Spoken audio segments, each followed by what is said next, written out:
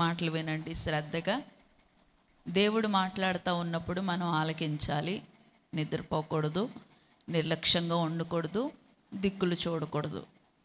శ్రద్ధగా విన్నప్పుడు దేవుని యొక్క వాక్యము మన జీవితాల్లో క్రియ జరిగిస్తుంది. అలాగే మనము ఏ ఏ విషయాల్లో తప్పిపోతూ ఉన్నామో దేవుని యొక్క వాక్యము మనకి వాటిని తెలియచేసి సరిచేసుకునే విధంగా దేవుని యొక్క వాక్యము తోడ్పడుతుంది. కాబట్టి శ్రద్ధగా దేవుని మాటలు వినండి. అపోస్తుడైనటువంటి పౌలు గారు కొరింథీ సంఘానికి లేఖను రాస్తూ ఇలా అంటూ ఉన్నారు. తాను నిలుచున్నాను అని అనుకునేటువంటి వారు పడకుండా ఉండేటట్లుగా జాగ్రత్తగా చూసుకోవాలి అనేటువంటి ఒక హెచ్చరిక అని చెప్పొచ్చు. ఒక హెచ్చరికను జారీ చేస్తూ ఉన్నారు. ఏంటంటే, మీరు నిలుచున్నారు నిజమే, నిలబడే ఉన్నారు నిజమే, కానీ నిలబడినటువంటి వారు పడిపోయేటువంటి ప్రమాదాలు, పడిపోయేటువంటి అవకాశాలు ఎక్కువగా ఉన్నాయి. కాబట్టి నిలబడి ఉన్నటువంటి వారు పడకుండా ఉండేలాగా జాగ్రత్తగా ఉండండి అనేటువంటి విషయాన్ని సంఘానికి జ్ఞాపం చేస్తూ ఉన్నాడు. దేవునికి స్తోత్రం, హల్లెలూయా. నిజంగా ఉన్నాయా? నిలబడి ఉన్నటువంటి వారు పడిపోయేటువంటి అవకాశాలు ఉన్నాయా అంటే కనుక ఉన్నాయనే చెప్పాలి. మనము ఆధ్యాత్మికమైనటువంటి కోణంలో ఈ వాక్య భాగాన్ని ధ్యానం చేసుకుందాం. ఆత్మీయ జీవితంలో మనం ప్రయాణం చేస్తూ ఉన్నప్పుడు బాగానే ఉన్నాము, నిలబడే ఉన్నాము, భక్తిగానే ఉన్నాము, విశ్వాసంగానే ఉన్నాము, ప్రార్థనతోనే ఉన్నాము అని అనుకుంటూనే ఉంటూ కొన్నిసార్లు అజాగ్రత్త వలన, దేని వలన? అజాగ్రత్త వలన లేక నిర్లక్ష్యం వలన పడిపోతూ ఉంటారు, జారిపోతూ ఉంటారు.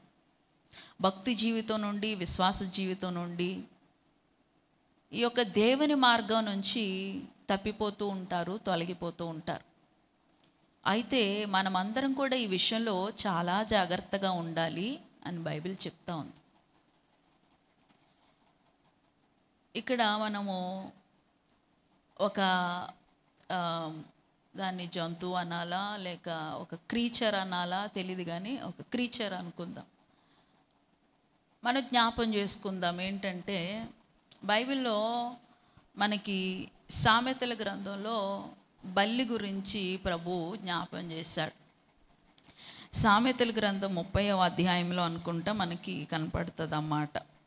30వ అధ్యాయంలో 30వ అధ్యాయము 24 నుంచి ఒకసారి చదువుదాము. భూమి మీద చిన్నవి 4 కలవు, భూమి మీద చిన్నవి 4 కలవు, అయినను అవి మిక్కిలి జ్ఞానం గలవి. అంటే చిన్నవే భూమి మీద ఉన్నాయి, ఇవి ఈ 4 కూడా చిన్నవే, అయినప్పటికీ కూడా అవి చాలా జ్ఞానం కలవి అని జ్ఞాపం చేస్తూ ఉన్నారు సొలొమోను గారు. అందులో ఒకటి చీమలు. ఒకటెవరు? చీమలు. చీమలు బలం లేని జీవులు, అయినను అవి వేసవిలో తన ఆహారం ఏం చేసుకుంటాయంట? చిన్నవే కానీ మిక్కిలి జ్ఞానం గలవి. అందులో ఒకటి చీమలు. అవి బలం లేని జీవులే, అయినా సరే వేసవిలో వాటి కొరకు ఆహారాన్ని సిద్ధపరుచుకుంటాయి. 2 చిన్న కుందేళ్ళు, అవి కూడా చాలా చిన్నవే, చాలా చిన్న కుందేళ్ళు అయినప్పటికీ కూడా, బలం లేని జీవులు అయినప్పటికీ కూడా అవి ఏం చేస్తున్నాయి? శత్రువు చేతికి చిక్కకుండా, సింహము, నక్క, తోడేళ్ళు లాంటి క్రూరమైనటువంటి జంతువులకు చిక్కకుండా అవి పేటు సందులలో, అంటే బండ సందులలో అవి నివాసాలు ఏర్పాటు చేసుకుంటాయి, తమను తాము కాపాడుకుంటాయి. చిన్నవే. మూడవదిగా చూస్తే మిడతలు. మూడవది ఏంటమ్మా? మిడతలు. మిడతలకు కూడా ఏమి లేడంట? రాజు లేడు. అవి కూడా చిన్నవే, అయినను అవన్నీ ఏం చేస్తున్నాయంట, మిక్కిలి జ్ఞానముతో పంక్తులు పంక్తులుగా తీరి అవి సాగిపోతా ఉన్నాయి. అంటే లైన్గా వెళ్తాయి, లైన్ తప్పు మిడతలు. ఎక్కడికైనా వెళ్ళాలనుకున్నప్పుడు చాలా చక్కగా లైన్లో, వాటికి రాజు లేడు, ఎవరు నడిపించేవారు లేరు, ఎవరు మరి బుద్ధి చెప్పేవాళ్ళు లేరు. అయినా సరే చిన్న జీవులైనప్పటికీ కూడా మిక్కిలి జ్ఞానముతో క్రమమైనటువంటి రీతిలో అవి నడుచుకుంటూ ఉంటాయి. ఇక 4వదిగా మనం జ్ఞాపకం చేసుకుంటే బల్లి కూడా ఎంత ఉంటుంది, చిన్నదే. మనం అరిచేత్తో పట్టుకోవచ్చు బల్లిని, చిన్నదే. బల్లి కూడా చాలా చిన్న జీవి అయినప్పటికీ మనం చేత్తో పట్టుకోగలము. అయినప్పటికీ కూడా అవి ఎక్కడుంటాయి, జ్ఞానముతో సాదాసీదా అనబడుతున్నటువంటి మన ఇళ్లల్లోనే కాదు, మన గృహాల్లోనే కాదు, అవి ఎక్కడ కూడా ఉండగలవంట, రాజుల గృహాల్లో కూడా ఇవి వెళ్ళగలవు. మనం వెళ్ళాలంటే పెద్ద చెక్కింగు, పెద్ద ఏంటిది అపాయింట్మెంట్స్ అన్నీ కావాలి. కానీ బల్లికి అపాయింట్మెంట్స్ అక్కర్లేదు, బల్లికి చెక్కింగ్లు ఏం అక్కర్లేదు. చక్కగా అది ఏదో మూల నుంచి చిన్నవే, మిక్కిలి చిన్నవి అయినా సరే జ్ఞానముతో అవి ఏం చేస్తున్నాయంట, చక్కగా వాటి పనులు చేసుకుంటున్నాయి. బల్లిని గనక మనము ఒక్కసారి పరిశీలన చేస్తే, మీరు అందరూ కూడా బల్లిని చూశారు కదా, మీ ఇళ్ళల్లో బల్లులు ఉన్నాయా? దేవునికి స్తోత్రం, హల్లెలూయా. ఇంగ్లీష్లో అయితే లిజర్డ్ అంటాము, తెలుగులో అయితే బల్లి అంటాం. బల్లి ఎక్కడ ఉంటుంది ఎక్కువగా మీరు చెప్పండి? అదే గోడ మీదే. ఎక్కడుంటుంది? నేల మీద కింద ఉంటుందా లేకపోతే పైన ఉంటుందా? పైన ఉంటుంది ఎక్కువ శాతం. బల్లి ఎప్పుడు కూడా పైనే ఉండడానికి ఇష్టపడుతుంది, కిందకు రాదు. అది నేల మీద ఎక్కువగా తిరగదు. ఒకవేళ ఏదైనా వచ్చినా వెంటనే అది పైకి వెళ్ళిపోతుంది. మరొక విషయం ఏంటంటే, బల్లి పైనే ఉంటూ అది ఎప్పుడు కూడా ఆ గోడకి లేక ఆ పై భాగానికి ఏం చేస్తుంది, అతుక్కుని ఉంటుంది. పడిపోదు, సాధారణంగా పడిపోతుందా? అది అలా గోడ మీద ఇలా నిటారుగా ఉండేటువంటి ఆ గోడ మీద అలా ఉన్నప్పుడు మనం ఎప్పుడైనా అలా చూస్తూ ఉన్నప్పుడు అది ఎంత చక్కగా అంటుకుని ఉంది, అది ఎలా పడిపోకుండా ఉన్నది? అతుక్కునే ఉంటుంది, పైనే ఉంటుంది, అతుక్కునే ఉంటుంది, కింద పడదు. దేవునికి స్తోత్రం, హల్లెలూయా. ఒకవేళ పొరపాటున పడినా, ఎప్పుడైనా ఒక్కొక్కసారి పడ్డదా? ఎప్పుడైనా కింద మీ మీద పడ్డదా? దేవునికి స్తోత్రం, హల్లెలూయా. చాలామంది బల్లి మీద పడింది అనుకోండి, ఇంకా పెద్ద రాద్ధాంతం చేస్తారు. అమ్మాయి బల్లి నా మీద పడిందని చక్కగా వెళ్ళిపోయి మళ్ళీ తలారా స్నానం చేసేసి ఆ బట్టలు పక్కన పెట్టేసి, ఏదో బల్లి శాస్త్రం ఏదో ఉంటుందంట, దాని ప్రకారంగా నడుచుకుంటారు. కానీ మనం దేవుని పిల్లలం, క్రైస్తవులం, అలాంటి ఏం పట్టించుకోవాల్సినటువంటి అవసరం లేదు. అసలు భయమే పడొద్దు. అది ఒక దేవుని చేతిలో సృష్టింపబడినటువంటి ఆ జంతువు, ఒక క్రీచరు. అది ఏదో పొరపాటున స్లిప్ అయ్యి మన మీద పడింది. ఆ మాత్రం దానికి పెద్ద రాద్ధాంతం, భయపడిపోయి వాళ్ళకి ఫోన్ చేసి, వీళ్ళకి ఫోన్ చేసి, లేక నాకు ఫోన్ చేసి, అమ్మగారండి బలి పడిందండి, ఏం చేయమంటారండి? నీకు అంతకే భయం ఉంటే మోకాలేసి ప్రార్థన చేసుకుని తైలు రాసుకుంటే అయిపోయింది. దానికోసం పెద్ద రాద్ధాంతం చేసి నాకు ఫోన్ చేసి అర్ధరాత్రి ఫోన్ చేసి అడగాల్సినటువంటి అవసరం ఏమీ లేదు. దేవునికి స్తోత్రం. అది సాధారణంగా పైనే ఉంటుంది, అంటు పెట్టుకుని ఉంటుంది చాలా స్ట్రాంగ్గా. ఆ 4 కాళ్ళని ఇలా చక్కగా చాపుకొని దాన్ని ఆ పొట్టతో అంటు పెట్టుకుని ఉంటుంది, పడదు. ఒకవేళ పొరపాటున పడినా ఏం చేస్తుంది? ఒకవేళ పోన్లే పడిపోయానులే, ఇంకెక్కడే ఉందాంలే, ఇంకెక్కడే తిరుగుదాంలే, ఇక్కడే పడుకుందాంలే అనుకోదు. ఏం చేస్తుంది? పడిపోయినా సరే మళ్ళీ వెంటనే చాలా స్పీడ్గా, అది మీద పడినా కింద పడినా స్పీడ్గా మరలా పైకి వెళ్ళిపోవడానికి చూస్తుంది. దేవునికి స్తోత్రం, హల్లెలూయా. ఈరోజు బల్లి నుంచి కొన్ని ఆత్మీయ పాఠాలు మనం నేర్చుకోవాలి. బల్లి ఎప్పుడు కూడా పైనే ఉంటుంది, కింద ఉండడానికి ఇష్టపడదు. దేవుని పిల్లలంగా మనం కూడా ఎప్పుడు ఉన్నతమైనటువంటి వాటిని కోరుకోవాలి, చాలా ఘనమైనవి మనం కోరుకోవాలి. దేవుని సంతోషపెట్టే వాటిని మనము కోరుకోవాలి, పైన ఉన్నటువంటి వాటిని మనము వెతకాలి. దేవునికి స్తోత్రం, హల్లెలూయా. కింద ఉన్నటువంటి వాటి కొరకు మనం వేగిర పడకూడదు. కింద ఉన్నటువంటి వాటి కొరకు మనం తడువులాడుకోకూడదు.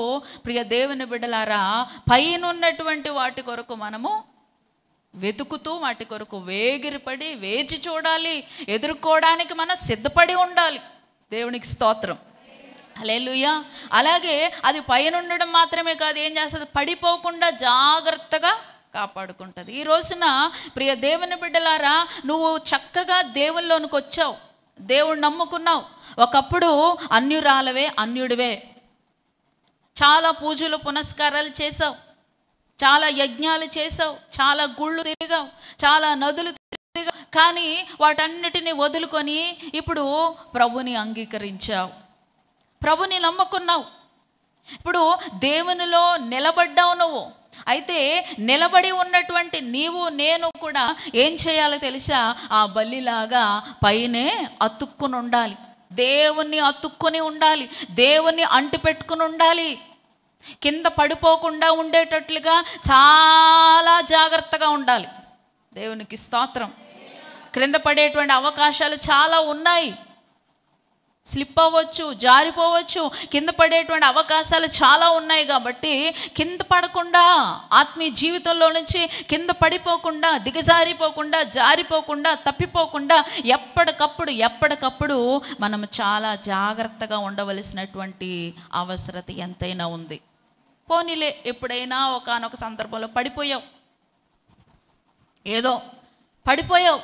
అయితే పోనీలే, పడిపోయాను కదా, ఇలాగే ఉండిపోదాంలే, ఇంకా ఈ బురదలో కంటిన్యూ అయిపోదాంలే, ఈ పాపంలో ఎలాగో పడిపోయాను కదా,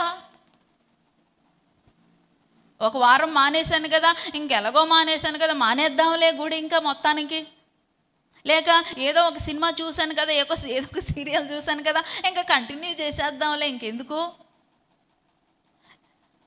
ఆ పాపంలో, ఇంక అలాగే ఉండిపోదాంలే, ఎలాగో పడిపోయాను కదా అని అందులో మనము ఉండిపోకూడదు. మన మనుషులం ఒక్కొక్కసారి కొన్ని కారణాల రీత్యా పడిపోయేటువంటి అవకాశాలు ఎక్కువగా ఉన్నాయి. అందుకే జాగ్రత్తగా ఉండమని తన సంఘానికి భక్తుడు చెప్తా ఉన్నాడు. దేవునికి స్తోత్రం. హల్లెలూయా.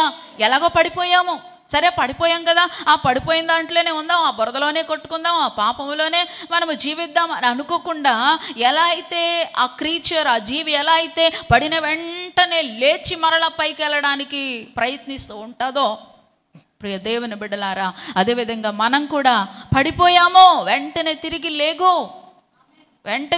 లేగు. అందులోనే నువ్వు ఉండొద్దు. అందులోనే నువ్వు ఉంటే కనుక చాలా ప్రమాదం. దేవునికి స్తోత్రం. హల్లెలూయా, హల్లెలూయా, హల్లెలూయా. ప్రియ దేవుని బిడ్డలారా, పడిపోయేటువంటి అవకాశాలు ఉన్నాయి, అనేకమైనటువంటి సందర్భాలు కల్పించబడతాయి. ఎక్కువగా ఏ కారణం చేత మనం పడిపోతాం, ఏ కారణం చేత, మరి ఏ పరిస్థితుల్లో మరి ఆత్మీయ జీవితం నుంచి మనం పడిపోయేటువంటి అవకాశాలు ఉన్నాయి అని అంటే గనక, ఎక్కువగా చింత వలన. దేని వలనండి? చింత వలన మనకి కలుగుతున్నటువంటి ఆ పరిస్థితులను బట్టి చింత ఎక్కువైపోయి దేవుని నుంచి పడిపోతూ ఉంటాం అన్నమాట. అంటే ఎలా ఉంటామంటే, చక్కగా బాగానే ఉన్నట్టు ఉంటుంది, ప్రార్థన చేస్తున్నట్టే ఉంటాం, గుడికి వస్తున్నట్టే ఉంటాం, కానీ ప్రియ దేవుని బిడ్డలారా, మనకే తెలియకుండా పడిపోతూ ఉంటాం. దేవునికి స్తోత్రం. హల్లెలూయా, హల్లెలూయా. కాబట్టి చింత కలుగుతున్నటువంటి ఆ సందర్భాలలో మనం చాలా జాగ్రత్తగా ఉండాలి. బైబిల్లో అబ్రహాం గారు మనందరికీ తెలుసు. అబ్రహాం గారిని దేవుడు పిలుచుకున్నాడు. 12వ అధ్యాయంలో ఆదికాండము పిలుచుకున్నాడు. నువ్వు వదిలిపెట్టేసి వచ్చేయి, నీ దేశాన్ని, నీ బంధువులను, నీ కలిగిన దాని అంతటిని కూడా వదిలిపెట్టేసి వచ్చేయి అని ప్రభువు చెప్పాడు, పిలుచుకున్నాడు. అబ్రహాము వచ్చేసాడు. పిలుచుకున్న దేవుడు నమ్మదగినవాడు. మనం ఇందాక 13వ వచనంలో కూడా చదివాము, దేవుడు ఎవరంట?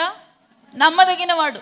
అబ్రహాం గారి విషయంలోనే కాదు, నీ విషయంలో ఆయన నమ్మదగినవాడు, నా విషయంలో కూడా నమ్మదగినవాడే. మనందరి విషయంలో దేవుడు ఎవరండి? నమ్మదగినవాడు. పిలుచుకున్నాడు దేవుడు. పోషించలేడా? కాపాడలేడా? సంరక్షించలేడా? సహాయం చేయలేడా? అవసరాలు తీర్చలేడా? ఆకలిని తీర్చలేడా? అన్నీ తీర్చగలడు, అన్నీ చేయగలడు. దేవునికి స్తోత్రం. కానీ ఒకానొక సందర్భంలో 12వ అధ్యాయం 10వ వచనంలో మనం చూస్తే ఆదికాండము, అప్పుడు ఆ దేశంలో కరువు వచ్చిందంట. ఏమొచ్చిందంట? అప్పుడు ఆ దేశంలో కరువు వచ్చింది. కరువు వచ్చినప్పుడు ఏం చేశారు అబ్రహాం గారు? ఆ దేశంలో కరువు భారముగా ఉన్నందున ఆ దేశంలో కరువు భారముగా ఉన్నందున అబ్రాము ఐగుప్తు దేశంలో నివసించుటకు అక్కడికి వెళ్ళెను. అబ్రహాం గారు ఏం చేశారంట? ఐగుప్తు దేశంలోనికి నివాసం ఉండడానికి వెళ్ళిపోయారంట. ఐగుప్తు అనేది ఎప్పుడు కూడా పాపానికి, లోకానికి సాదృశ్యంగా కనపడతా ఉంది. దేవుడు పిలుచుకున్నాడు, నేను చూపించే దేశానికి వెళ్ళు, నువ్వు ప్రయాణం సాగించు, నేను ఎక్కడ ఉండమంటే అక్కడే ఉండు, ఏం చేయమంటే అదే చెయ్యి అని అబ్రహాం గారికి దేవుడు చెప్తే, ఆ మాటను బట్టి ఎంతో నమ్మకంతో బయటకు వచ్చినప్పటికీ కూడా ఒక సందర్భంలో, అంటే ఇప్పుడు మనం అనుకుంటాం కదా, నేను చాలా సీనియర్ విశ్వాసిని, చాలా ప్రార్థనా పరురాలును, చాలా ప్రార్థనా పరుణ్ణి, చాలా ఎక్కువ విశ్వాసం ఉంది నాకు, నేను పడిపోవడం ఏంటి, నేను తప్పిపోవడం ఏంటి? అస్సలు సమస్యే లేదు. ఎందుకంటే నేను ద మోస్ట్ సీనియర్ బిలీవర్. నేను ఎవరిని చాలా పెద్ద సీనియర్ విశ్వాసం. నేను ఇవాళ రేపు వచ్చిన నిన్న మొన్న నేను రక్షించబడలా. ఎప్పుడో 20 సంవత్సరాల క్రితమే, 10 సంవత్సరాల క్రితమే నేను దేవుడిని నమ్మేసుకున్నాను, చాలా సీనియర్ విశ్వాసిని. నేను పడిపోవడం ఏంటి, నేను జారిపోవడం ఏంటి, నేను తొలగిపోవడం ఏంటి అని అనుకుంటాం. లేదు, సమస్య లేదు. నేను పడను, నేను పాపంలో పడను, నేను తప్పిపోను, నేను జారిపోను, నేను చాలా జాగ్రత్తగా ఉంటాను అని మనలో ఓవర్ కాన్ఫిడెన్స్ వచ్చేస్తుంది. కొన్నిసార్లు ఎక్కువ ఏమంటారు దాన్ని, ఎక్కువ ఓవర్ కాన్ఫిడెన్స్ ఉంటుంది. ఉండవలసిన దానికంటే ఎక్కువ కాన్ఫిడెన్స్ ఉంటుంది. అయితే ఇక్కడ అబ్రహాం కంటే గొప్పదానవు, గొప్పవాడం కాదు కదా మనం. సాతాను ఏం చేస్తాడండి? చాలా భ్రమపరుస్తాడు. సాతాను సులువుగా చిక్కులు పెట్టేటువంటి పాపములో చాలా సులువుగా పడేస్తాడు. దేవుని యొక్క వాక్యం చెప్తా ఉంది, అపవాది నమ్మిన వారిని సహితము, విశ్వసించినటువంటి వారిని సహితం ఏం చేస్తాడంట? మోసం చేస్తాడు, భ్రమపరుస్తాడు, మోసం చేస్తాడు. కాబట్టి నేను చాలా సీనియర్ విశ్వాసిని, లేక నేను చాలా సీనియర్ పాస్టర్ని, నాకు వాక్యం అంతా తెలుసు, ఆదికాండం నుంచి రెవల్యూషన్ వరకు, ప్రకటన గ్రంథం వరకు ప్రతి వాక్యం తెలుసు, ప్రతి వాక్యం యొక్క రెఫరెన్స్ నాకు తెలుసు, చాలా ఎక్కువసేపు ప్రార్థన చేస్తాను, నేను చాలా ఎక్కువైనటువంటి విశ్వాసం నాకుంది, కాబట్టి నేను పడిపోను అనేటువంటి అజాగ్రత్త నీకు ఉండకూడదు. నిజమే, నువ్వు ప్రార్థన చేస్తావు, చాలా మంచిది, చాలా ఎక్కువసేపు ప్రార్థన చేస్తావు, మోకాళ్ళ మీద ఉంటావు, చాలా మంచి విషయం అది. నువ్వు ఏ రోజు కూడా మరి యాబ్సెన్స్ కాకుండా, ఏ రోజు కూడా మందిరానికి మానుకోకుండా ప్రతి ఆదివారము, అలాగే ప్రతి బుధవారము, ఇంకా ఏ ప్రార్థన అంటే ఆ ప్రార్థన నువ్వు హాజరవుతావు, చాలా మంచిది. దేవుడు నిన్ను దీవించునుగాక. ఆమేన్. అన్ని విషయాల్లో నువ్వు చాలా బాగా ఉంటావు, పరిచర్య ధర్మము జరిగిస్తావు. అయినా సరే అజాగ్రత్త కూడదు, అజాగ్రత్త ఉండకూడదు, అజాగ్రత్త పనికి రాదు. ప్రియ దేవుని బిడ్డలారా, నువ్వెంత గొప్ప ప్రార్థనా పరుడివైనా, ఎంత గొప్ప విశ్వాసివైనా, ఎంత ఇదిగో అజాగ్రత్తగా ఉండడం అనేది ప్రమాదకరమైనటువంటి విషయము. ఇక్కడ అబ్రహాం గారిని మనం ఏమని పిలుచుకుంటాం? విశ్వాసులకు తండ్రిగా పిలుచుకుంటాం. అబ్రహాం గారిని ఎలా పిలుచుకుంటాం? విశ్వాసులకు తండ్రి. అంటే అంత గొప్ప విశ్వాసము, ఒకే ఒక్క మాటతో అన్ని విడిచిపెట్టి బయటకు వచ్చేసాడు. అలాంటి ఆయనే ఒకానొక సందర్భం వచ్చింది. ఏంటా సందర్భం అంటే, ఆ దేశంలో కరువు వచ్చింది. ఆ కరువుల వలన కలిగినటువంటి ఆ పరిస్థితికి భయపడి, నేను నా భార్య ఇదిగో చచ్చిపోతామేమో, ఆకలితో చచ్చిపోతామేమో అని చింతతో ఏం చేశారు? ఆ పరిస్థితులకు భయపడి ఏం చేశారండి? లోకము, పాపానికి సాదృశ్యంగా కనబడుతున్నటువంటి ఐగుప్తు దేశానికి వెళ్ళినట్లుగా మనకి అక్కడికి వెళ్ళిన తర్వాత ఎంత నష్టపోయారో అనేటువంటి విషయం మనకు అక్కడ తెలియచేయబడుతుంది. చాలా నష్టపోయాడు. తన భార్యను ఆ దేశపు రాజుగారు చాలా అందంగా, సౌందర్యంగా ఉండేటువంటి తన భార్య అయినటువంటి షారాయిని ఆ దేశపు రాజు తీసుకెళ్ళిపోయాడు. చూసారండి, పరిస్థితులకు మనము ఆ యొక్క మనం చింతపడిపోకూడదు. పిలుచుకున్నటువంటి వాడు నమ్మదగిన వాడు. దేవునికి స్తోత్రం. హల్లెలూయా. మనం చదివాము కదా కొరింథీయులకు రాసిన పత్రిక 10వ అధ్యాయంలో 13వ వచనం మనం చదివాం. సాధారణంగా దేవుడు మనుషులకు కలుగు శోధన తప్ప మరేది కూడా మీకు సంభవింపలేదు. సాధారణంగా ఒక శోధన వచ్చిందంటే, ఒక మరి భయంకరమైనటువంటి పరిస్థితి వచ్చిందంటే అది మనుషులకు ఎంతవరకైతే అది పర్సెంటేజ్ ఉండాలో అంతవరకే సంభవిస్తుంది. దేవుడు నమ్మదగిన వాడు. మీరు సహింపగలిగినంతకంటే ఎక్కువగా ఆయన మిమ్మును ఏ పరిస్థితి అయినా సరే మీరు తట్టుకోలేరు, మీరు జయించలేరు అని ఆయనకి తెలుసు. ఎంతవరకు మీరు జయించగలరో, ఎంతవరకు తట్టుకోగలరో అంతవరకే దేవుడు ఏం చేస్తాడు? శోధనను అనుమతిస్తాడు. దేవునికి స్తోత్రం. ఆ పరిస్థితులను అనుమతిస్తాడు. కాబట్టి కలుగుతున్నటువంటి ఆ పరిస్థితిని బట్టి మనము చింతపడకూడదు. చింతపడడం వలన ప్రియ దేవుని బిడ్డలారా మనము పడిపోయేటువంటి అవకాశాలు ఎక్కువగా ఉన్నాయి. మన మైండ్ డైవర్ట్ అవుతుంది. దేవుని మీద ఆనుకోవడం మానేస్తాం, దేవుని మీద ఆధారపడడం మానేస్తాం. ఆ చింత వేదన కలవరం వలన మనము కొన్నిసార్లు రాంగ్ డైరెక్షన్స్లో ప్రయాణం చేస్తాం, రాంగ్ నిర్ణయాలు తీసుకుంటాం, చాలా తప్పుడు నిర్ణయాలు తీసుకునేటువంటి అవకాశాలు ఉంటాయి. కాబట్టి ప్రియ దేవుని బిడ్డలారా చింత అనేది మన దరిదాపుల్లోనికి రాకుండా మనం చూసుకోవాలి. దేవునికి స్తోత్రం. హల్లెలూయా. దేవుడు చెప్తా ఉన్నాడు, మీరు దేనిని గూర్చియో ఏం చెప్తున్నాడు? మీరు కొన్నిటికి చింతపడండి, కొన్నిటికి వద్దు అన్నాడు ఆయన. మీరు దేనిని గురించి కూడా చూడండి. ఫిలిప్పీలకు రాసిన పత్రికలో ఆ మాట ఉంటుంది. ఫిలిప్పీలకు రాసిన పత్రిక 4వ అధ్యాయంలో 6-7 వచనాల్లో ఆ మాట ఉంటుంది. చదవం ఒకసారి. దేనిని గూర్చియు చింతపడకుడు గాని ప్రతి విషయమునందును ప్రార్థన చేతను విజ్ఞాపనముల చేతను కృతజ్ఞతాపూర్వకంగా మీ యొక్క ప్రార్థనా విన్నపాలన్నీ కూడా దేవునికి తెలియచేయండి. మీరు దేనిని గురించి చింతపడాల్సినటువంటి అవసరం అయితే లేదు. ఎందుకంటే దేవుడు నమ్మదగిన వాడు. మీ పరిస్థితులు బాగాలేవా? మీ కుటుంబ పరిస్థితులు బాగాలేవా? మీ ఆరోగ్య పరిస్థితులు బాగాలేవా? మీ ఆర్థిక పరిస్థితులు బాగాలేవా? అయితే చింతపడొద్దు. ఆ చింత పడిపోవడానికి ఒక కారణంగా ఉంటుంది. జారిపోవడానికి, దేవుడి నుంచి తప్పిపోవడానికి, దేవుడి నుంచి తొలగిపోవడానికి ఒక కారణంగా ఉంటుంది. ప్రియ దేవుని బిడ్డ, ప్రియ దేవుని కుమారుడా, నీ పరిస్థితులు బాగా లేకపోతే ఇదిగో చింతపడాల్సినటువంటి అవసరం లేదు.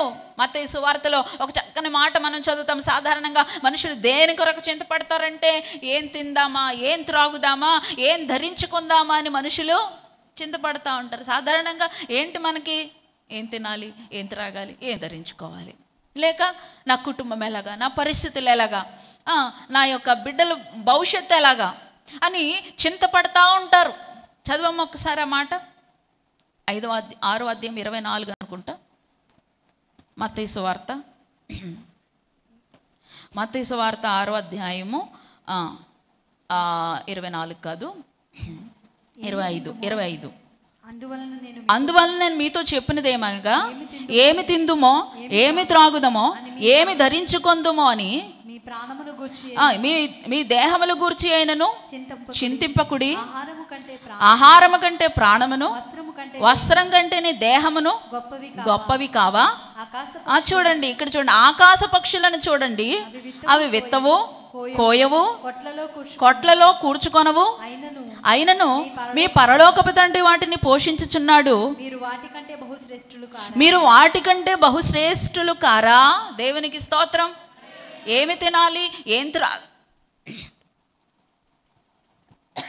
కొంచెం వాయిస్ మార్చమ్మా. ఏం తినాలి, ఏం త్రాగాలి, ఏం ధరించాలి అని మీరు చింతపడొద్దు. దేవునికి స్తోత్రం కలుగునుగా. హల్లెలూయా, హల్లెలూయా, హల్లెలూయా. ఏమి త్రిందుమో, ఏమి త్రాగుదమో, ఏమి ధరించుకొందుమో అని మీరు మీ దేహాల గురించి, మీ ప్రాణాల గురించి మీరు చింతపడద్దు.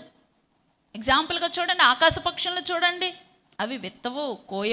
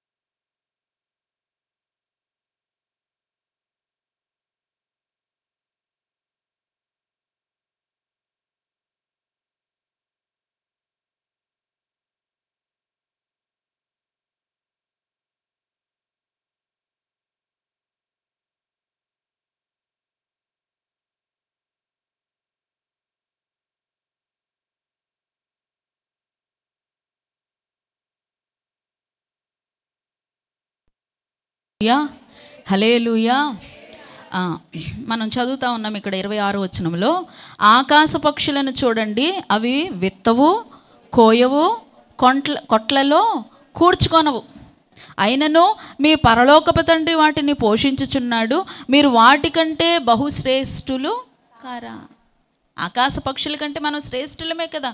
దేవుడు వాటిని పోషిస్తున్నాడు, సమయానికి వాటికి కావలసినటువంటి ఆహారాన్ని సిద్ధపరుచుతున్నటువంటి దేవుడు తన పోలికలో సృష్టించుకున్నటువంటి మనల్ని ప్రభు పోషించలేడా? దేవునికి స్తోత్రం. హల్లెలూయా, హల్లెలూయా. 2 చేతులు పైకెత్తి చెప్పండి, హల్లెలూయా, హల్లెలూయా. కాబట్టి దేని గురించి చింతపడొద్దు. ఇంకా కిందకు మనం చదివితే 26వ వచనం, 26 చదివేశాం, 27వ వచనం, మీలో ఎవడు చింతించుట వలన తన ఎత్తు మోరడెక్కువ చేసుకొనగలడు? వస్త్రములను గురించి మీరు చింతపడునేలా? అడవి పువ్వులు ఎలాగూ ఎదుచున్నవో ఆలోచించుడి, అవి కష్టపడవు, వడకవు, అయినను తన సమస్త వైభవముతో కూడిన సొలొమోను సహితము వీటితో ఒకదాని వలనైనను అలంకరింపబడలేదు. నేడుండి రేపు పొయ్యిలో వేయబడు అడవి గడ్డిని దేవుడిలాగా అలంకరించిన ఎడల అల్ప విశ్వాసులారా, మీకు మరి నిశ్చయముగా వస్త్రములను ధరింపచేయను కదా. కాబట్టి ఏమి తిందుమో, ఏమి త్రాగుదమో, ఏమి ధరించుకుందుమో అని చింతింపకుడి, అన్యజనులు వీటన్నిటి విషయమై విచారిస్తారు. ఆకాశ పక్షులను చూడండి, అడవి గడ్డి పూలను చూడండి, దేవుడు వాటిని ఎంత చక్కగా అలంకరిస్తున్నాడు, ఎంత చక్కగా ఆకాశ పక్షులను పోషిస్తున్నాడు. దేవుడు మనల్ని పోషించలేడా? దేవుడు మనకి సహాయం చేయలేడా? దేవుడు మనల్ని బాగు చేయలేడా? దేవుడు మనల్ని స్వస్థపరచలేడా? దేవునికి స్తోత్రం, హల్లెలూయా. పోనీ నువ్వు చింతపడిపోయావు, ఏదో ఒక బలహీనత వచ్చి నీ పరిస్థితులను బట్టి, నీ పరిస్థితులు బాగాలేదు, దానిని బట్టి చింతపడుతున్నావు, కలవరపడుతున్నావు. దానివలన ఏమన్నా ప్రయోజనం ఉందా? చింతపడడం వలన నువ్వేదైనా చేయగలవా? ఏదైనా సాధించగలవా? ఏదైనా సంపాదించుకోగలవా? ఏమీ సంపాదించుకోలేవు. చింతపడడం వలన బీపీ సంపాదించుకోగలవు, చింతపడడం వలన షుగర్ సంపాదించుకోగలవు, చింతపడడం వలన మరి బలహీనతలు నువ్వు సంపాదించుకోగలవేమో, కానీ నీ ప్రాబ్లమ్స్ని అయితే, నీ సమస్యలను అయితే నువ్వు పరిష్కరించుకోలేవు. కాబట్టి చింతపడద్దు. దేవునికి స్తోత్రం, హల్లెలూయా. ఒక వ్యక్తిని ఇక్కడ జ్ఞాపం చేసుకుందాం మనం. బైబిల్లో యాకోబు గారు ఉన్నారు. ఎవరండి యాకోబు గారు? ఎవరి కుమారుడు? అబ్రహాము గారి యొక్క ఇస్సాకు గారి యొక్క కుమారుడు. దేవునికి స్తోత్రం, హల్లెలూయా. ఆ యాకోబు గారు ఇస్సాకుని, అన్నయ్యని మోసం చేసి ఏం చేశారు? ఆశీర్వాదాలు తీసేసుకున్నారు. ఇక్కడ వరకు మీకు తెలుసు. చక్కగా అమ్మ సహకారంతో, తల్లి సహకారంతో మంచి భోజనం పట్టుకెళ్ళి కొంచెం మందదృష్టితో ఉన్నటువంటి ఇస్సాకుని మోసం చేసి మరి ఆశీర్వాదాలన్నీ కూడా సంపాదించేసుకున్నాడు. ఆశీర్వాదాలు సంపాదించుకున్నాడు. తర్వాత తన అన్న అయినటువంటి ఏసావు వచ్చాడు, ఆశీర్వాదాలు లేవని చాలా కోపంతో ఊగిపోతా ఉన్నాడు. ఎక్కడ చంపేస్తాడో అని చెప్పి తల్లిదండ్రులు ఇద్దరు ఇస్సాకు రెబెకా ఏం చేశారంటే యాకోబుని పిలిచి, నాయన ఇక్కడ ఉండొద్దు, మీ అన్నయ్య నిన్ను చంపేసేలాగా ఉన్నాడు. ఒకరికొకరు కొట్టుకుని ఇద్దరు ఒకే రోజున చచ్చిపోవడం దేనికి? ఇదిగో నువ్వు ఇప్పుడే మరి ఇదిగో లాబాను అనేటువంటి నీ మేనమామ దగ్గరికి వెళ్ళిపో, హారాన్లో నీ మేనమామ ఉన్నాడు, అక్కడికి నువ్వు వెళ్ళి కొన్ని రోజుల పాటు అక్కడ ఉండి, వీలైతే మరి ఆ మేనమామకి ఇద్దరు కూతుర్లు ఉన్నారంట, వాళ్ళలో ఎవరినో ఒకరిని చూసుకుని చక్కగా నువ్వు పెళ్లి చేసుకుని అక్కడే ఉండు, మీ అన్నయ్య కోపం తగ్గిపోయాక అప్పుడు మేము పిలిపిస్తాము, నువ్వు వద్దు కానీ అని చెప్పి పంపించేశారు. పంపించేసిన తర్వాత ఆయన ప్రయాణం చేస్తూ వెళ్తూ ఉన్నాడు. యాకోబు గారు ఒక్కడే తన చేతి కర్రతో కట్టుబట్టలతో బయలుదేరాడు. మనందరికీ తెలుసు. దేవునికి స్తోత్రం, హల్లెలూయా, హల్లెలూయా. కట్టుబట్టలతో బయలుదేరాడు. ఆడికి వెళ్ళేటప్పటికి చూడండి, ఆ మాటలు మనం ఎక్కడ చూడగలమంటే ఆదికాండంలో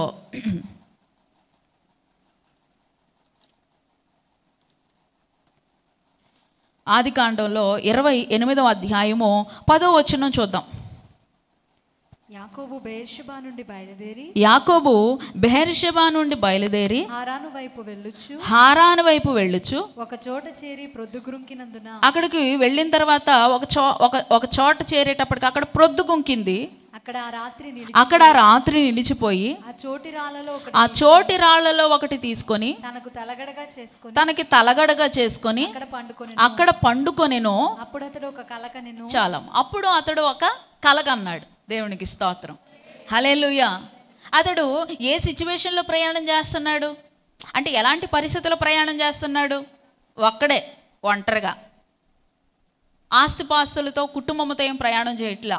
చేతికర్ర ఒకటే ఉంది, కట్టుకున్న బట్టలు ఒకటే, మేబీ కొన్ని మంచినీళ్ళు, కొంచెం అన్నం ఏదైనా కట్టుంటుంది వాళ్ళ అమ్మ, అంతే. చాలా దూర ప్రయాణం.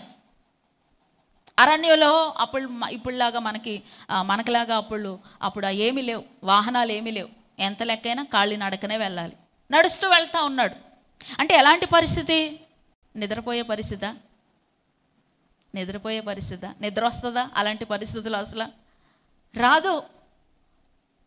ఎందుకంటే అలా కూర్చున్నప్పుడు ఏంటి నా పరిస్థితి ఇలా అయిపోయింది. మనమైతే అలాంటి సందర్భంలో ఉంటే గనక, అలాంటి సిచ్యువేషన్లో మనం ఉంటే కూర్చొని గడ్డం కింద చేయబెట్టుకుని ఏం చేయలేం కదా. చేయబెట్టుకుని ఏంటి నా పరిస్థితి ఇలా అయిపోయింది, అమ్మ మాట విని ఏమైనా తప్పు చేశానంటావా? అమ్మ మాట విన్నాడు కదా, అమ్మ మాట విని ఏమైనా తప్పు చేశానంటావా? ఏంటి నా బతికి ఇలా అయిపోయింది, ఇంటి దగ్గర చక్కగా ఆడుతూ పాడుతూ తిరిగేవాడిని, ఇప్పుడేంటి ఇలాగా, ఈ అరణ్యంలో నాకేంటి పరిస్థితి, ఇలాంటి మరి నిస్సహాయ పరిస్థితి నాకు ఎందుకు వచ్చింది అని కుమిలి కుమిలి కుమిలి కుమిలి కుమిలి మనమైతే నిద్రాహారాలు మానేసి ఏంటి నిద్రాహారాలు మానేసి కుమిలి ఓ చింతపడి ఓ ఆలోచించేస్తూ ఉంటాం. ఏంటి ఏంటి ఏంటి ఎలా నా బతుకు బాగవుతుంది, ఎలాగా ఏం చేస్తే నా బతుకు సరే అవుతుంది అని ఓ ఆలోచించేసి చింతపడిపోతూ ఉంటాం మనమైతే. నిద్రపోం. కానీ ఈయన గారిని చూశారు ఒకసారి ఎంత ప్రశాంతంగా. ఆడికి వెళ్ళి తన ప్రయాణంలో రాత్రి అయింది, అక్కడ ఆగి హాల్ట్కి ఆగాడు. ఆగి చక్కగా అక్కడ ఒక రాయి ఉంది, ఆ రాయి తీసుకొని నెత్తి కింద పెట్టుకొని హ్యాపీగా నిద్రపోయాడంట. నిద్రపోయాడు అనే దానికి సూచన ఏంటి? కళ కూడా వచ్చింది. దేవునికి స్తోత్రం. అమ్మ కళ్ళు తెరిచి ఉంటే కళలు వస్తాయా? డీప్ స్లీప్లోకి వెళ్ళిపోతేనే కదా కళలు వస్తాయి. దేవునికి స్తోత్రం. మత్తు నిద్రలోనికి వెళ్ళిపోతే అప్పుడు కళలు వస్తాయి. ఏం కళలు వస్తాయి? 3 మామిడికాయలు వస్తాయి. కొంతమంది అంటూ ఉంటారు 3 కాయలు వచ్చినాయండి. ఏంటండి? కుంకుడుకాయలు వచ్చినాయండి. ఏంటండి? పర్వతాలు వచ్చినాయండి, సముద్రాలు వచ్చి ఏంటండి? ఏంటి? ప్రతి దానికి కొంతమంది ఆహారాలు ఎక్కువ. కొన్నిసార్లు అన్ని కళలు ఏదో చెప్పడానికి రావు. నువ్వేదో ఆలోచిస్తూ పడుకుంటావు, అది వస్తుంది. ఆ రోజంతా నువ్వేదో పనులు చేస్తూ ఉంటావు, ఆ పనులకి అనుగుణంగా కళ దేవుడిచ్చేటువంటి ఆ సూచన చాలా డిఫరెంట్గా ఉంటుంది. అది ఎవ్వరు నీకు చెప్పకుండానే నీకు అర్థమవుతుంది. నీకు ఎలా అర్థమవుతుందో, నువ్వు ఎలా అర్థం చేసుకోగలవో ఆ కోణంలోనే కళలు నీకు రప్పిస్తాడు. దేవునికి స్తోత్రం. హల్లెలూయా, హల్లెలూయా. ఈయన ఎంత ప్రశాంతంగా నిద్రపోయాడు, అసలు చీకు లేకుండా, చింత లేకుండా, ఎటువంటి కలవరం లేకుండా ఎంత చక్కగా నిద్రపోయాడు అనే దానికి సూచన ఏంటంటే కళ కూడా కనేసాడు ఆయన. దేవునికి స్తోత్రం. హల్లెలూయా. ఇప్పుడు దేవుని బిడ్డలారా, ఇప్పుడు నేను అంటాను కదా, అలా బండ మీద కూర్చొని రాత్రంతా నిద్ర మానేసి అలాగా ఆకాశంలో చొక్కలు లెక్కెట్టుకుంటా నా పరిస్థితి ఎలాగా అని ఆలోచించినంత మాత్రాన్ని సరైపోతుందా? అలా సరైపోతే ఎన్ని రాత్రులు మనం అలా రోడ్డు మీదకి వెళ్ళిపోయి ఆకాశాన్ని చూస్తూ చొక్కలు లెక్కెట్టుకుంటూ నిద్రాహారాలు మానేసి అలా చేస్తే పరిస్థితులు బాగైపోతాయి. నీ భర్త మారిపోతాడు, నీ భార్య మారిపోతుంది, నీ బిడ్డలకి పెళ్ళిళ్ళు అయిపోతాయి, నీ బిడ్డలకు ఉద్యోగాలు వచ్చేస్తాయి, మీకు పిల్లలు పుట్టేస్తారు, గర్భఫలాలు తెరవబడతాయి, ఉద్యోగాలు వచ్చేస్తాయి, ఇల్లులు కట్టేసుకుంటారు, రోగాలు తగ్గిపోతాయి. అంటే అందరం చక్కగా గడ్డాల కింద చేతులు పెట్టుకుని చింతపడతా కూర్చుంటాం కదా, అలా ఆలోచిస్తూ కూర్చుంటాం కదా, దీర్ఘంగా ఆకాశంలోకి చూస్తూ చక్కగా ఆలోచిస్తూ కలవరపడుతూ మనకు కావలసినటువంటి కార్యాలు పొందుకుంటాం కదా. కానీ చింతపడితే సమస్య ఒక కొలిక్కి రాదు, ఎక్కువ అవుతుంది. ఏం చూడండి, తలగడను చక్కగా ఆ రాయను, అక్కడ రాయి దేనికి సాదృశ్యంగా ఉందంటే దేవునికి సాదృశ్యంగా కనబడతా ఉంది. దేవునికి స్తోత్రం. దాని మీద చక్కగా ఆనించుకొని ప్రశాంతంగా నిద్రపోయాడు. ఎటువంటి కలవరం లేదు, ఎటువంటి చింత లేదు. దేవుడు నన్ను నడిపించేవాడు, దేవుడు నన్ను పోషించేవాడు, నా బ్రతుకుని చక్కదిద్దాడు ఆయనే అని చెప్పి దేవుని మీద ఆనుకొని ఆధారపడి ఆ రాత్రి చక్కగా ప్రశాంతంగా నిద్రపోయాడు. నువ్వు దేవుని మీద ఆనుకోవట్లా, దేవుని మీద ఆధారపడట్లా. నీ సమస్యలను నువ్వే సొంతంగా దాన్ని డీలింగ్ చేసుకోవాలనుకుంటున్నావు, నువ్వే స్వయంగా పరిష్కరించుకోవాలనుకుంటున్నావు. దేవుని మీద ఆనుకోవట్లా, దేవుని మీద ఆధారపడట్లా. అందుకే ఈ చింత, ఈ కలవరం, ఈ ఆలోచనలు, ఈ తలనొప్పులు ఇవన్నీ కూడా. దేవునికి స్తోత్రం. హల్లెలూయా, హల్లెలూయా. ఇల్లు కట్టాలి, లోన్ రావట్లేదు అని రాత్రి అంతా నిద్ర మానేసి కూర్చుంటే పొద్దునకి లోన్ వచ్చేస్తుందా? దేవునికి స్తోత్రం. పోనా నిద్ర ఏదో మానేసి ఏం చేయాలి? ఫిలిప్పీ ప్రకారంగా మీరు దేనిని గురించి చింతపడక ఆ నిద్రాహారాలు మానేసి పోనీ ఏదో ఉపవాసం ఉండి ఏం చేయాలి? కృతజ్ఞతాపూర్వకంగా మీ విన్నపాలన్నీ కూడా ఆయనకి తెలియజేస్తే, ఏదో ప్రార్థన చేస్తే దానికంటూ ఒక ఫలితం ఉంటుంది. కానీ ప్రార్థన ఉండదు, ప్రార్థన చేయరు. కృతజ్ఞతాపూర్వకంగా మీ యొక్క ప్రార్థన విన్నపములన్నీ కూడా ఆయనకి సమర్పించరు. సరిగదా తీరుబడిగా కూర్చొని చింతపడతా ఉంటారు. మళ్ళీ ఆ పక్కింటోళ్ళని పిలిచి నేను చింతపడుతున్నానమ్మా, మా ఆయన గురించి, నా పిల్లల గురించి ఎంత చింతోనమ్మా, నాకు అసలు ఎంత ఆలోచన చేసినా అసలు వీళ్ళు ఎలా బాగుపడతారు నాకు అర్థం కావట్లేదు. నీకు అర్థమయ్యేదేంటి? నువ్వు చింతపడితే, నువ్వు ఆలోచిస్తే వాళ్ళ బ్రతుకులు బాగైపోతాయా? నీ పక్కింటోళ్ళ దగ్గరికి వెళ్ళి నేను చింతపడిపోతున్నాను, ఎంత ఆలోచించేస్తున్నానో నా పరిస్థితుల గురించి అంటే చక్కగా అయిపోతాయా? ఎందుకు చింత, ఎందుకు కలవరము? ఎదుగో తాను నిలుచున్నానని తలంచుకునేవాడు, దేవుని యొక్క వాక్యం చెప్తా ఉంది, తను పడకుండానట్లుగా జాగ్రత్తగా చూసుకోవాలి. నిన్ను పడగొట్టేటువంటి ఒక ఆయుధం ఏంటో తెలుసా? దేవుని యొక్క విశ్వాస జీవితం నుంచి, భక్తి జీవితం నుంచి నేను పడగొట్టేది ఏంటో తెలుసా? చింత, కలవరము. నీ పరిస్థితులను బట్టి అపవాది నిన్ను భ్రమపరుస్తూ ఉంటాడు, నిన్ను ప్రేరేపిస్తూ ఉంటాడు. ఎందుకు వచ్చిన జీవితం ఇది? ఎప్పుడు ఇదే జీవితం ఇది, ఎప్పుడు బలహీనతే, ఎప్పుడు అప్పులే, ఎప్పుడు చూసినా ఇదే స్థితి, ఎప్పుడు చూసినా ఇదే దరిద్రం అని నీలో ఒక అసహనాన్ని రేపుతాడు. అసహనము ద్వారా అవును కదా నా పరిస్థితి ఇంతే కదా అని ఆలోచనలోకి వెళ్తావు. ఆ ఆలోచనలు కాస్త చింతలోనికి వెళ్తాయి, కలవరంలోకి వెళ్తాయి. అప్పుడు విశ్వాస జీవితం నుంచి పడిపోతావు. దేవునికి స్తోత్రం కలుగునుగా. హల్లెలూయా, హల్లెలూయా. ఒకటి, నిన్ను నిలబడకుండా నిన్ను పడగొట్టగలిగినటువంటి ఒక శక్తివంతమైన ఆయుధం ఏదైనా ఉందంటే అది చింత. నేను పడగొట్టేస్తుంది, ఈజీగా పడగొట్టేస్తుంది. దేవునికి స్తోత్రం. హల్లెలూయా. అనుకోవద్దు నేను పడిపోను, నేను గమ్మేసుకొని నిలబడ్డాను. ఏం వేసుకొని నిలబడ్డాను? గమ్మేసుకొని నిలబడ్డాను. ఎవడు నన్ను పడగొట్టేది ఎవడాను అనుకుంటున్నావేమో. జాగ్రత్త. నీకున్నటువంటి పరిస్థితులు అలా ఏర్పడతాయి, పడిపోయేటువంటి పరిస్థితులు నీకు కల్పించబడతాయి. అబ్రహాం అంతటి వాడే దేవుని మీద ఆధారపడకుండా, కరువు వచ్చిందని చెప్పి దేవుని మీద విశ్వాసాన్ని కోల్పోయి దేవుని విడిచిపెట్టేసి ఐగుప్తు దేశంకి వెళ్ళిపోయాడు. చాలా ప్రమాదాన్ని తెచ్చుకున్నాడు. దేవుని స్తోత్రం కలుగునుగాక. హల్లెలూయా, హల్లెలూయా.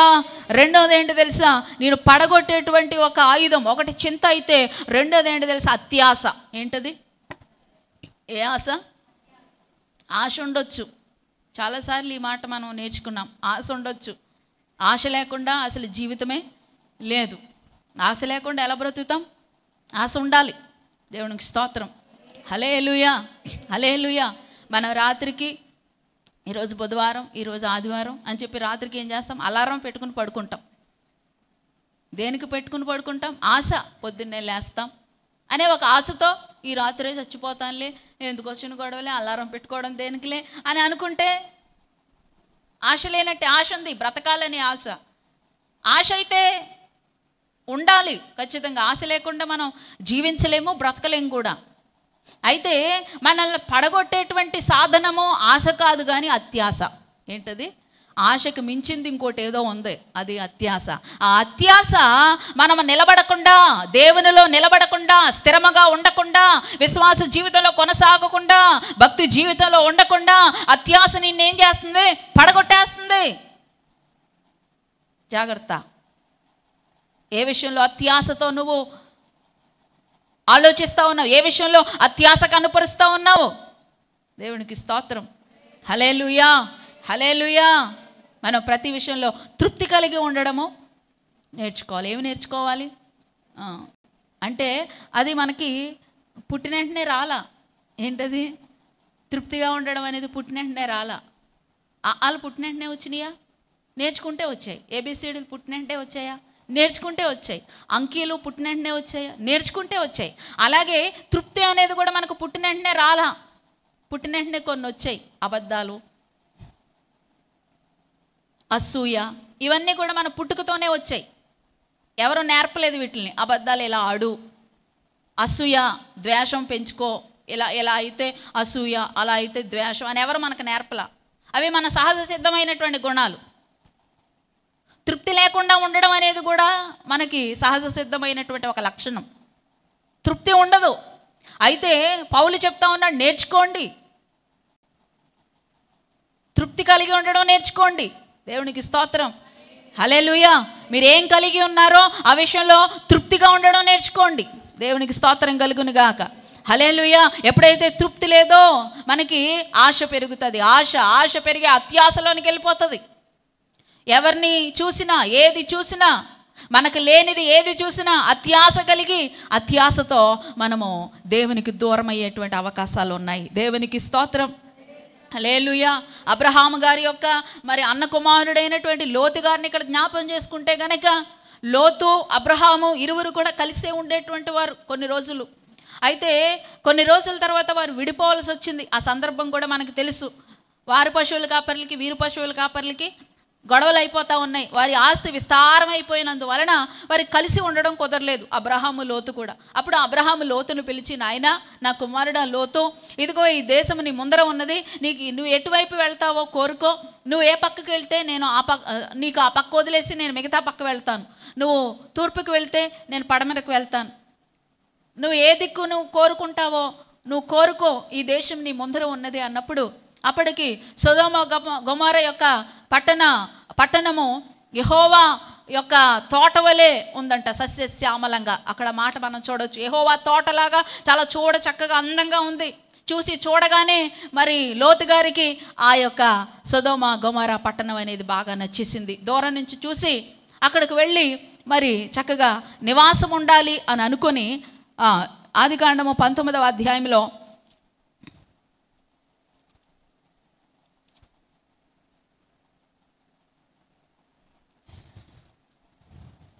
19వ అధ్యాయంలో 13వ వచనం మనం చూస్తే, 12వ వచనం, 12.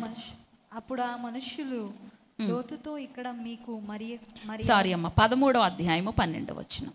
I'm sorry. అబ్రాము కానానులో నివసించెను.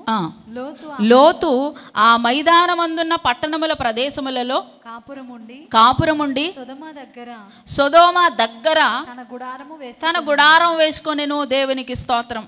10వ వచనంలో మనం చూడొచ్చు, యెహోవా తోట వలెను ఐగుప్తు దేశం వలెను నీరుపారు దేశమై ఉండెను ఆ యొక్క ప్రదేశము. దూరం నుంచి చూసి మైమరచిపోయి నేను ఆ ప్రదేశానికి ఉండాలి అని, నేను దానికి దగ్గరగా ఉండాలి అని చెప్పి ఆ ప్రదేశంలో కాపురం ఉండి సొదొమకి దగ్గరగా గుడారం వేసుకున్నాడు. అయితే సరే, దగ్గరగా ఉండి గుడారం వేసుకున్నాడు. మెల్లిమెల్లిగా ఆయనలో ఏం పెరిగింది? అత్యాశ పెరిగింది. ఇక్కడ ఉంటే ఇక నేను ఎప్పటికీ ఇలాగే ఉంటాను, మొత్తానికి నేను అక్కడికి వెళ్ళిపోవాలి, ఆ ప్రదేశంలోనికి వెళ్ళిపోవాలి అని చెప్పి 14వ అధ్యాయంలో 12వ వచనంలో మనం చూస్తే, మరియు అబ్రహాము సహోదరుని కుమారుడైన లోతు సొదొమలో కాపురముండెను గనుక అతనిని ఆస్తిని పట్టుకొని పోగా అనే మాటను మనం చూస్తూ ఉన్నాం. దేవునికి స్తోత్రం.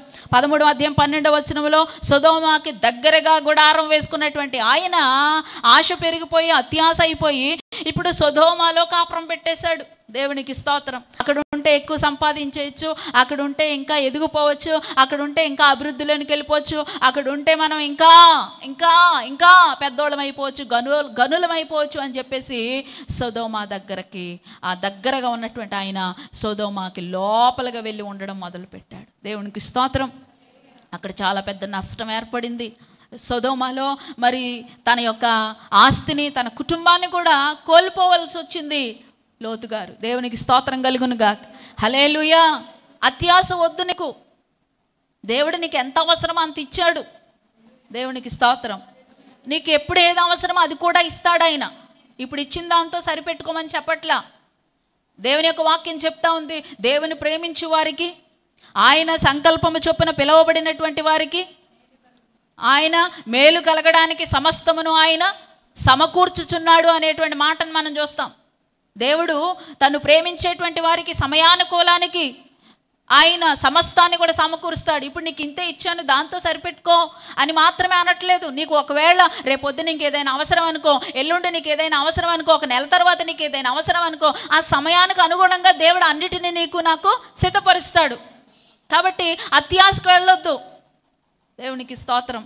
హల్లెలూయా, హల్లెలూయా. అక్కడికి వెళ్ళి సంపాదించాలి, ఇక్కడికి వెళ్ళి సంపాదించాలి. నీ ఊర్లో ఒకళ్ళు ఎవరైనా వెళ్ళారు, ఫారెన్ వెళ్ళారు అనుకుందాం. ఫారెన్ వెళ్ళి వాళ్ళకి బాగుంది. ఏం బాగుంది? తలరాత బాగుంది వాళ్ళకి. దేవునికి స్తోత్రం. హల్లెలూయా. వెళ్ళగానే చక్కగా మంచి ఇల్లు, చక్కగా అన్నీ బాగున్నాయి, పెద్దగా పనేమీ లేదు. అక్కడి నుంచి ఒక నెల తిరక్కముందే వచ్చేస్తున్నాయి డబ్బులు అక్కడి నుంచి. దేవునికి స్తోత్రం. హల్లెలూయా. పార్సల్ వస్తున్నాయి అక్కడి నుంచి, అన్నీ అక్కడి నుంచి పార్సల్ వచ్చేస్తున్నాయి. ఎందుకంటే ఆ తలరాత బాగుంది, ఆడికి వెళ్ళిన తర్వాత బాగానే ఉంది వాళ్ళ పరిస్థితి. ఇప్పుడు అదంతా చూసి నేనెందుకు వెళ్ళకూడదు? అత్యాశ. దేవునికి స్తోత్రం. హల్లెలూయా. ఆవిడకి ఆవిడ వెళ్ళిపోయింది, మా పక్కింటి ఆవిడ వెళ్ళిపోయింది, లేదా మా ఊరిలో ఒక ఆవిడ వెళ్ళిపోయింది, మేము అక్కడ బాగానే సంపాదించుకున్నారని మేము కూడా వెళ్ళిపోవాలని చెప్పి అక్కడికి వెళ్ళిపోతే ఏమో తలరాత బాగోపోతే రోజు కొట్టేవాళ్ళు రావచ్చు. దేవునికి స్తోత్రం. హల్లెలూయా. ఎంతమందిని చూస్తలేదు ఈ యూట్యూబ్లో, ఫేస్బుక్లో, ఎంతమందిని చూడట్లేదు. మొన్న కూడా ఒక ఆవిడ ఇలా ఏడుస్తా వీడియో పెట్టింది, నన్ను హింసించేస్తున్నారు, నన్ను నిన్నగాక మొన్నే నేను చూశాను ఫేస్బుక్లో, నన్ను బాగా కొట్టేస్తున్నారు, చిత్రహింసలు పెట్టేస్తున్నారు, ఎవరైనా నన్ను కాపాడండి, ఎవరైనా నన్ను రక్షించండి అని ఏడుస్తూ ఏడుస్తూ ఫేస్బుక్లో ఆ వీడియో పోస్ట్ చేసింది. అంతకుముందు ఒక మగ ఆయన ఈ అరణ్యంలో, ఈ ఎడారిలో నన్ను పడేశారు, ఈ ఒంటలు గొర్రెలు మేపడానికి నన్ను పడేశారు, ఇంకేదో చెప్పి తీసుకొచ్చారు, నన్ను ఇక్కడ ఈ మూలన పడేశారని ఏడుస్తూ వీడియో పెట్టాడు కదా. తర్వాత చాలామంది స్పందించి, పెద్దవాళ్ళు స్పందించి తీసుకొచ్చారనుకోండి. దేవునికి స్తోత్రం. హల్లెలూయా. అంటే అందరిది ఒకలా ఉండదు అక్కడ. దేవునికి స్తోత్రం. హల్లెలూయా. దేవుని అనుగ్రహం ఉంటే, దేవుని కృప ఉంటే అన్నీ బాగానే ఉంటాయి. ఒకవేళ బాగా లేకపోతే పరిస్థితి ఏంటి? దేవునికి స్తోత్రం. హల్లెలూయా. ఇక్కడ నీ పరిస్థితులన్నీ బాగానే ఉన్నా సరే, బాగోకపోతే అనుకోండి, పక్కన పెట్టండి, అన్నీ బాగానే ఉన్నాయి, అయినా సరే ఇంకా అక్కడికి వెళ్ళి ఎక్కువ సంపాదించాలి, నేను మా ఊర్లో అందరికంటే పెద్ద పొడవైనటువంటి డాబా కట్టాలి. ఆల్రెడీ దేవుడు నీకు డాబా ఇచ్చాడు, అన్నీ సమకూర్చాడు, నీకు తినటానికి ఏ లోటు లేదు. కానీ ఏంటి? అత్యాస. ఇవి లేవనుకోండి, పోన్లే వెళ్దాం, కష్టపడుకుందాం, ఇంట్లో పరిస్థితులు బాగాలేదు, దేవుని అనుగ్రహంతో అక్కడికి వెళ్ళి కష్టపడి చక్కగా సరి చేసుకుందాం స్థితిగతుల్ని అనుకోవడంలో అది అత్యాస కాదు. కానీ అన్నీ ఉన్నా సరే ఇంకా ఏదో ఆశించి అత్యాసతో మనము అత్యాసకు పోతే ఏమవుతుందో, నష్టపోవాల్సినటువంటి అవసరత రావచ్చేమో, ఆవశ్యకత ఏర్పడొచ్చేమో. దేవునికి స్తోత్రం కలుగునుగాక. హల్లెలూయా. అత్యాసకు వెళ్ళొద్దు. అత్యాస వలన లోకం మీద ఉండేటువంటి ఆశతో, ఆ ప్రేమతో, అత్యాసతో మరి ఈ భక్తి జీవితంలోంచి పడిపోవద్దు. తాను నిలబడ్డాను అని అనుకునేటువంటి వాడు జాగ్రత్తగా ఉండాలి. ఒకటి, చింత నిన్ను పడేస్తే, రెండు, అత్యాస నిన్ను పడేసేస్తుంది. అత్యాస, ఆశకు మించింది అత్యాస. దేవునికి స్తోత్రం. హల్లెలూయా. హల్లెలూయా. మూడవది మనం చూస్తే స్వచిత్తం. ఏంటది? స్వయిష్టం లేక స్వచిత్తం. అంటే నేను నా ఇష్టానుసారంగా ఉంటాను, నా ఇష్టం వచ్చింది నేను చేసుకుంటాను అని ఎవరైతే అనుకుంటారో ఆ ఆలోచన కూడా మనల్ని పడిపోయేలాగా చేస్తుంది. మనం దేవుని బిడ్డలము, దేవుని చిత్త ప్రకారంగా నడుచుకోవాలి, దేవునికి ఇష్టమైనట్టే మనం ఉండాలి, అంతే కదండి.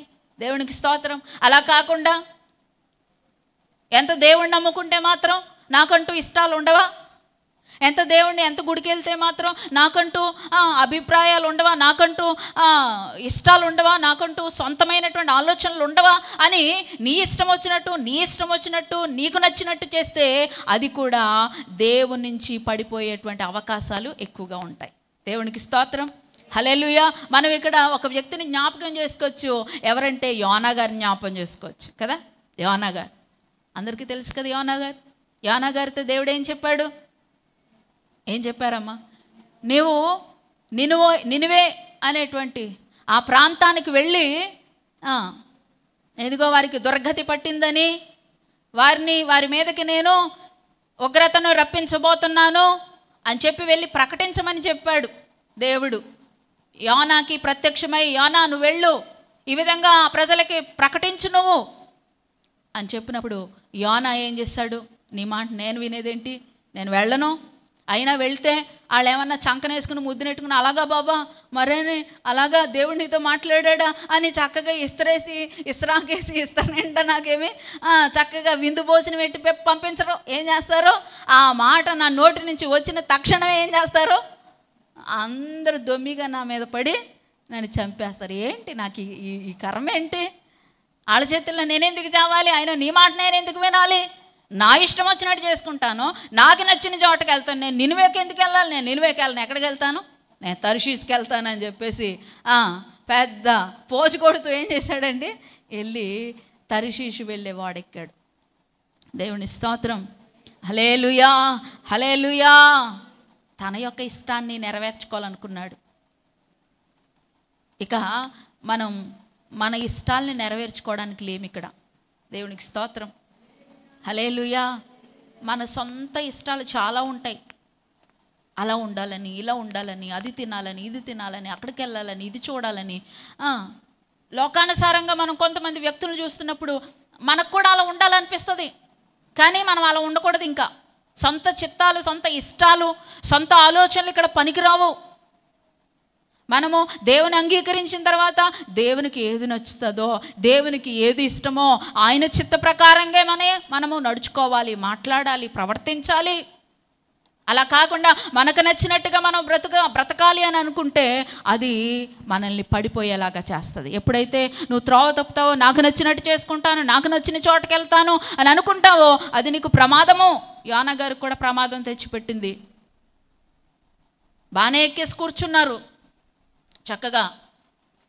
కాస్త ప్రయాణం ముందుకెళ్ళిన తర్వాత సముద్రం మీదకి ఏమొచ్చింది? భయంకరమైన పెద్ద తుఫాన్ వచ్చింది. వాడ అటు ఇటు కొట్టుకుపోతూ ఉంది. వాడలో ఉండేటువంటి ప్రజలందరూ కూడా భయపడిపోయి అయ్యో ఈ పరిస్థితి ఏంటి? బయలుదేరే ముందు సముద్రం అంతా బాగానే ఉంది కదా, ఏమి వార్నింగ్స్ ఏమి ఇవ్వలా, ఏమి సూచనలు ఏమి ఇవ్వలా, తుఫాను వచ్చే సూచన ఏమి ఇవ్వలేదు. ఏంటి సడన్గా ఈ తుఫాను? ఏదో జరిగింది, ఎవరో వ్యక్తి విషయంలో ఎవరో దేవుడు మరి ఇది వార్న్ చేస్తూ ఉన్నాడు అని చెప్పేసి అందరూ కూడా తమ తమ దేవుళ్లకు మొరపెట్టుకుంటా ఉన్నారు. తమ దేవుళ్లకు ప్రార్థన చేసుకుంటున్నారు. తమ దేవుళ్లకు మరి బలులు వారు ఇస్తూ ఉన్నారు. వాడను కూడా ఆ సామాగ్రిని బయటపడేసి ఖాళీ చేస్తూ ఉన్నారు. అయితే తన స్వచిత్తాన్ని, స్వయిష్టాన్ని, తనకు నచ్చినట్టుగా నడుచుకోవాలనుకున్నటువంటి హీరో గారు ఏం చేస్తున్నారండి? చక్కగా వాడు అడుభాగంలోనికి వెళ్ళి దేవునికి స్తోత్రం, హల్లెలూయా హల్లెలూయా. ఇందాక అబ్రహాం గారు యాకోబు గారు నిద్రపోయిన నిద్ర వేరు, ఈ నిద్ర వేరండి. దేవునికి స్తోత్రం, హల్లెలూయా. ఆయనైతే దేవుడే చూసుకుంటాడులే, దేవుడే కాపాడుకుంటాడులే అని నన్ను విడిచిపెట్టే దేవుడు కాదని దేవుడి మీద భారం మోపి నిద్రపోతూ ఉంటే ఈయన నిర్లక్ష్యంతో నిద్రపోతూ ఉన్నాడు. ప్రమాదం ముంచుకొస్తా ఉన్నా నేను దేవునికి వ్యతిరేకంగా నడుచుకుంటున్నాను, నా ఇష్ట ప్రకారంగా నడుచుకుంటున్నాను కాబట్టి ప్రమాదం వచ్చింది అని తెలిసిన అందరూ తమ దేవుళ్ళకో ప్రార్థన చేసుకుంటా ఉన్నా ఈయన నిర్లక్ష్యంగా నిద్రపోతూ ఉన్నాడు. దేవునికి స్తోత్రం. నిద్రపోండి, ప్రశాంతంగా నిద్రపోండి, దేవుని మీద భారం మోపండి. ఇదిగో ప్రయాసపడి భారం మోసుకుని సమస్త జనులారా నా యొద్దకు రండి, మీ భారం అంతా నా మీద మోపండి, మీ భారం నా మీద మోపండి, నేను మిమ్మల్ని ఆదుకుంటానని దేవుడు చెప్తా ఉన్నాడు. మోపండి, ప్రశాంతంగా నిద్రపోండి, కానీ నిర్లక్ష్యంగా నిద్రపోవద్దు. దేవునికి అయిష్టమైనటువంటి పనులు చేసేసి, మీకు నచ్చిన పనులు చేసేసి బిందాసుగా కాలు మీద కాలేసుకుని నిద్రపోతానంటే దేవుడు నిద్రపోనేవాడు, లేపుతాడు. దేవునికి స్తోత్రం, హల్లెలూయా హల్లెలూయా. నిద్రపోనేవాడు. నిద్రపోతూ ఉంటే ఆ అడుగు భాగంలోనికి వెళ్ళి తీసుకొచ్చారు పైకి, చీట్లు వేశారు. ఆ చీట్లు ఎవరి పేరు వచ్చిందంటే యోనా గారి పేరు వచ్చింది. ఏమాత్రం కూడా ఆలోచించకుండా అందరూ భయపడుతున్నారు. యోనా అంటాడు కదా, నన్ను ఎత్తి సముద్రంలో పడేయండి, నా మూలంగానే వచ్చింది ఇది. అయ్యో వద్దు, ఇంకోటి ఏదైనా పరిష్కారం ఉందేమో ఆలోచిద్దామని ప్రజలందరూ అంటూ ఉంటే, లేదు పరిష్కారం ఇంకేమీ లేదు, మీరు అందరూ బతకాలంటే నన్ను అందులో పడేసేయండి. ఎత్తి యోనాని సముద్రంలో పడవేసినప్పుడు అప్పటికే దేవుడు సిద్ధపరిచి ఉంచినటువంటి ఒక చేప కడుపులోనికి వెళ్ళి యోనా గారు 3 రోజులు బజ్జు ఉన్నారు. దేవునికి స్తోత్రం. బజ్జో లేదండి, అక్కడికి వెళ్ళి ప్రార్థన చేశారు. దేవునికి స్తోత్రం, హల్లెలూయా హల్లెలూయా. దేవుని బిడ్డలారా, మన సొంత ఇష్టాలని మనం జరిగించుకోవాలి, మన సొంత ఆలోచన ప్రకారంగా నడుచుకోవాలి అని అనుకున్నప్పుడు మన భక్తి జీవితంలో మనం పడిపోయేటువంటి అవకాశాలు ఎక్కువగా ఉన్నాయి. ఇక నీ ఆలోచనలు పనికిరావు. అక్కడ అంటాడు కదా చూడండి, సామెతల గ్రంథంలో 3వ అధ్యాయంలో,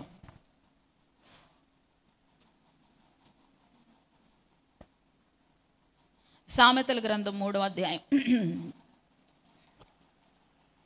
3వ అధ్యాయము 5వ వచనం చదువుదాం.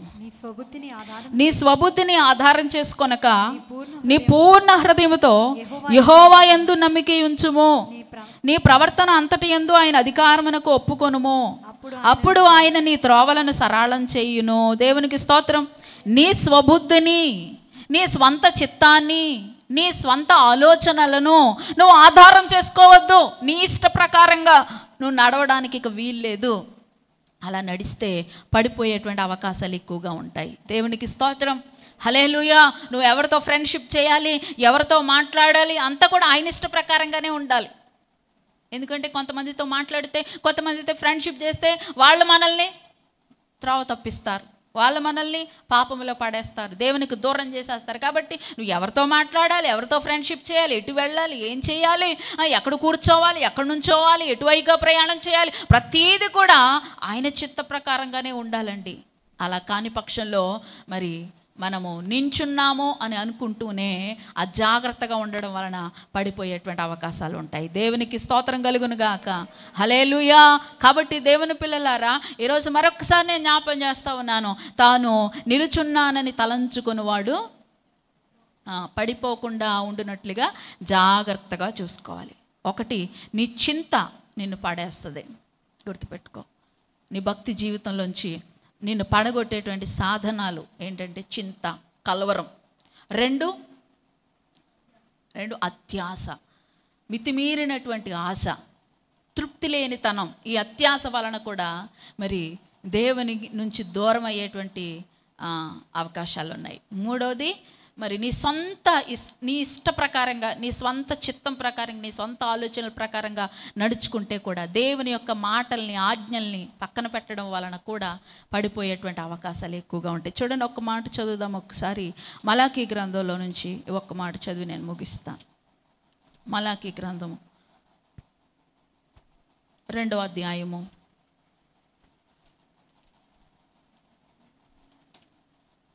1వ వచనం చదువమ్మా. కావున యాజకులారా, 2 సైన్యములకు అధిపతిగా యెహోవా సెలవిచ్చినదేమనగా, మీరు ఆ ఆజ్ఞను ఆలకింపకయు నా నామమును గణపరచునట్లు మనఃపూర్వకముగా దానిని ఆలోచింపకయు ఉండిన ఎడల నేను మీ మీదికి శాపము తెప్పించి మీకు కలిగిన ఆశీర్వాద ఫలమును శపింతును. మీరు దానిని మనసునకు తెచ్చుకొనరైతిరి గనుక ఇంతకు మునిపే నేను వాటిని శపించి ఉంటిని. దేవునికి స్తోత్రం. హల్లెలూయా.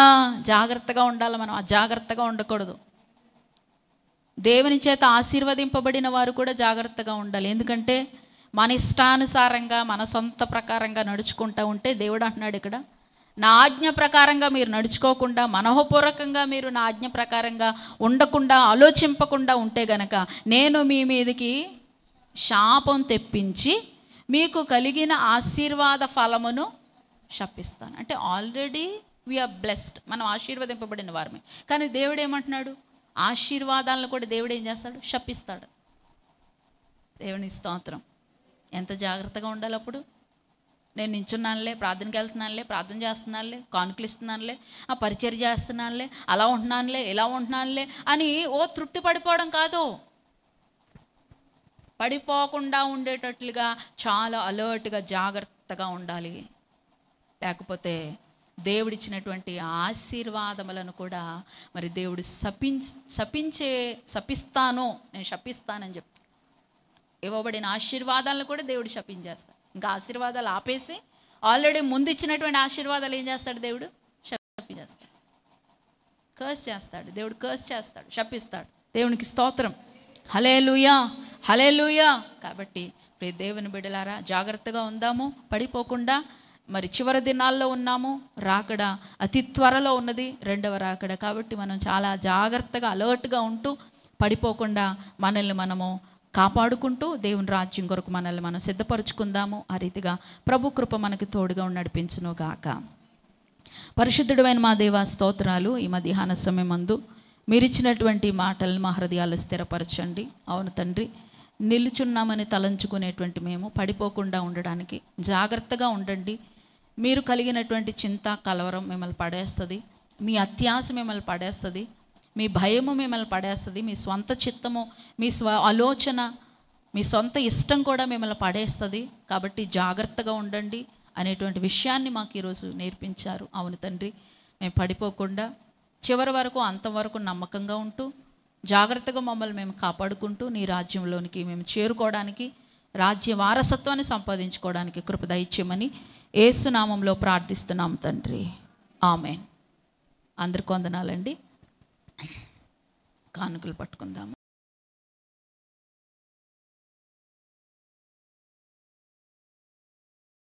అనేటువంటి యూట్యూబ్ ఛానల్ని సబ్స్క్రైబ్ చేయండి. ఈ లైవ్ వర్తమానాలను కూడా లైక్ చేసి మరి అనేకులకు షేర్ చేయాలని మనం చేస్తూ ఉన్నాం.